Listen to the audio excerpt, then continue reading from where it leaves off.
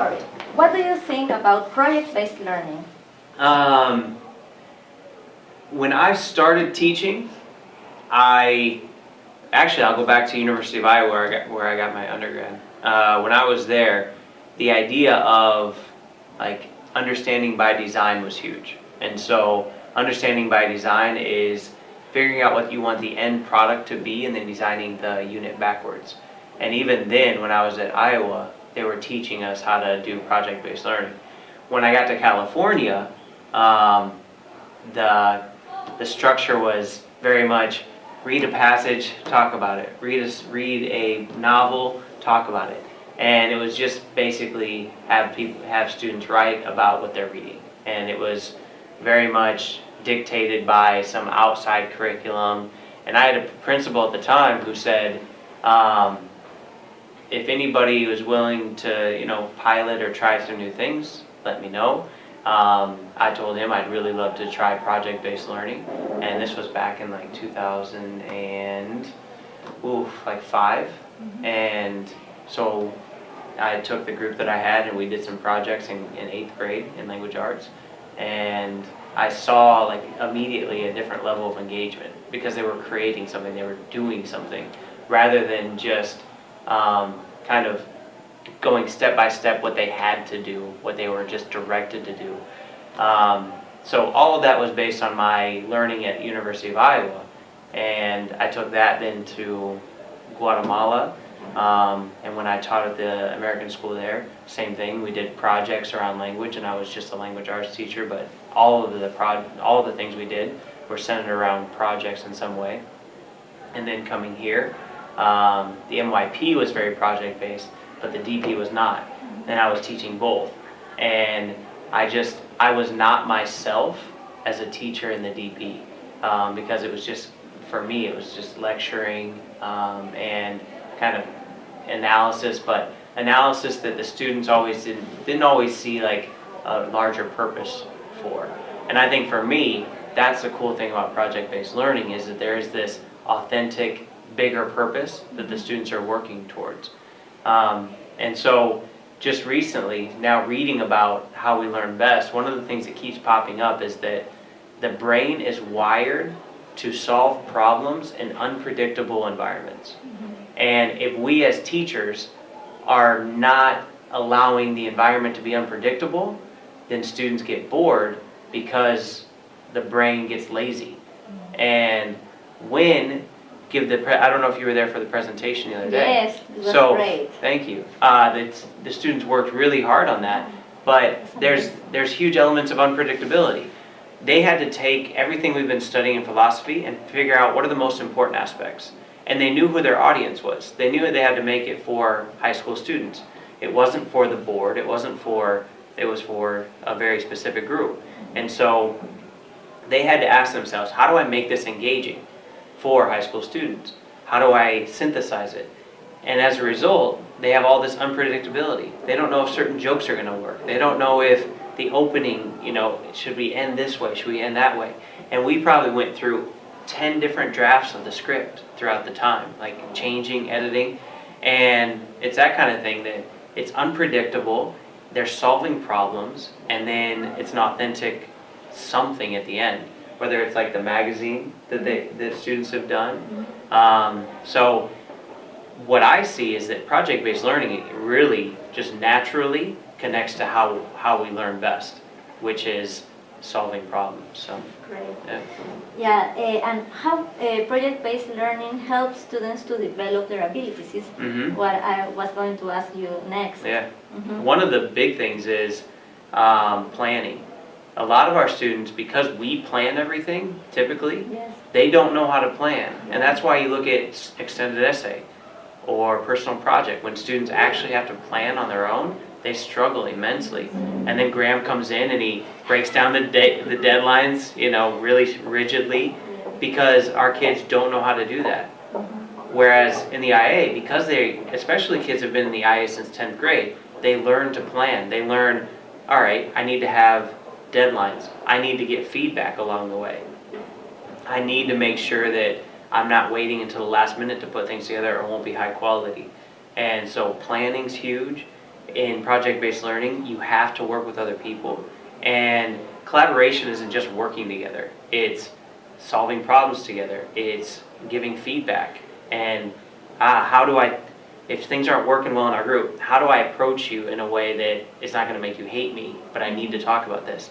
And they learn to accept feedback. If someone comes to me and says, I'm not working hard, or I need to change this, I need to learn to accept that. But it's also, those are some soft skills, but in order to do a project well, you also need content. Like, you can't put together a presentation if you don't know your topic well. Yes. You can't produce a magazine if you don't go through the content and know the content really well. So there's this belief sometimes that project-based learning, if they're making a video, all they'll learn at the end is the video skills, and they won't learn the content of like economics or whatever they're doing. And I think that's where the teacher comes in and has to make sure that they're making the content rigorous as well. So if a student tries to put together a video that's kind of shallow and all they're worried about is the effects, that's on the teacher to say, you don't know the content well enough in that documentary. Mm-hmm. So that there's a variety of skills. And then it depends on the project. Mm-hmm. For the magazine, the Sitios one. Yeah. It's great. Thanks. I read it, yes. Again, that's all Joe and those kids, but they're learning. So for a magazine, they're learning layout, they're learning photography, they're learning writing, they're learning marketing when they have to sell it, they're learning finance. So they're learning all these things naturally along the way, and so obviously it depends on the design of the project, and that's not always easy. But the more you do a project over time, the more you can refine it and make it better each and every time. Okay, so. Great. How PBL impacts the learning in a school like this one? Great question. If you look at CTOs, the magazine, you look at the presentation just the other day, you look at the businesses that the students have created. Obviously, if kids have the time to do really cool projects that benefit our community, then imagine having stuff like that all the time. Or you had great performances from all kinds of classes, not just from the art program. If you look at the walls around our campus, we don't have much student work up, not like a lot of schools do. And the DP doesn't encourage that. Like, most DP work is done just from me to the teacher, the student to the teacher. And it's not, we don't display it. They don't do work that's displayable oftentimes because it's just an essay or a paper 2 or a paper 1. So project-based learning absolutely impacts the community because you have student work everywhere. If students know that their work is going to be public, oftentimes, not always, they want to do it at a higher level, and so the quality of work goes up. I think I shared with you Ethic of Excellence. Yes. So there's a book where Ron Berger developed a culture of excellence at his school. Yeah. And through project-based learning, because it's so public. Our students, if I have to write an essay, I may, do whatever I can and then turn it in, but nobody's going to see it other than the teacher, so I'll get my grade, whatever. But you put that positive peer pressure aspect of it, and then students tend to want to perform better. Mm-hmm. And that has a huge impact on the culture of school, because you have people then that are caring about quality of work. Hopefully. Yes. And my last question is, how do you think PBL is viable in a school with limited resources? It's a great question, because like a presentation like we did, fine. Yeah. Some of the projects you can do with very little money at all. Some of the projects though, like the magazine, required the students to go and get sponsors. And obviously, because of the nature of our school, they had connections. The sponsors, were businesses in our community. They paid. But if you look at a lot of the sponsorships, they're probably, a family member or a friend or aunt or whatever. But there's still plenty of projects you can still do that don't require that kind of those level of resources too. Many of our projects, whether they're presentations, whether they're videos, now even if kids aren't affluent, they have phones and things like that, and you can film decent quality and make a video with just your iPhone or whatever phone you have.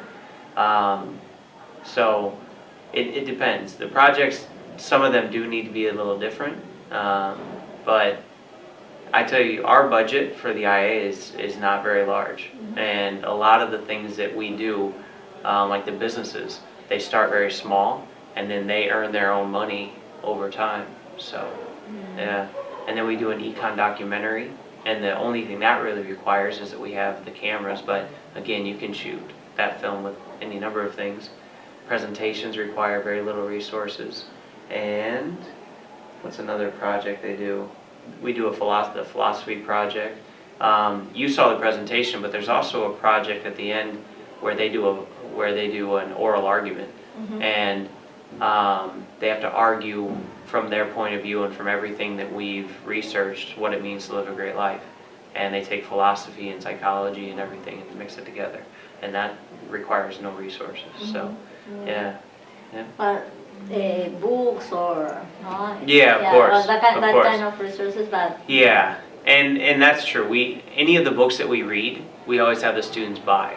Like we have some copies on hand, but we encourage them to buy them so that they can write in them. But yeah, for every project we do, we almost always have 1 or 2 books that are the basis for the content knowledge that they'll need. So, yeah. Okay, Corey, thank you very much. You're very welcome. I'm amazed, yes, because you have done a great job here. Thank you. Yeah. Thank you. And I think that your passion were transferred to the students, and the presentation yesterday was great. Thank you. Great. I really enjoyed it. Thank you. And by the way, thank you for always sharing that curiosity. Joe and I love talking about learning and education, and even to have you approach us and ask for some things to read and to do the video and stuff. We gain ideas too from the conversations we have with other people, and we love sharing resources too. So if there's anything you ever want to read or thank you or very know, much. yeah, of course, Thank you. You're welcome. Okay, Thank you. Thank you. Take care. You too.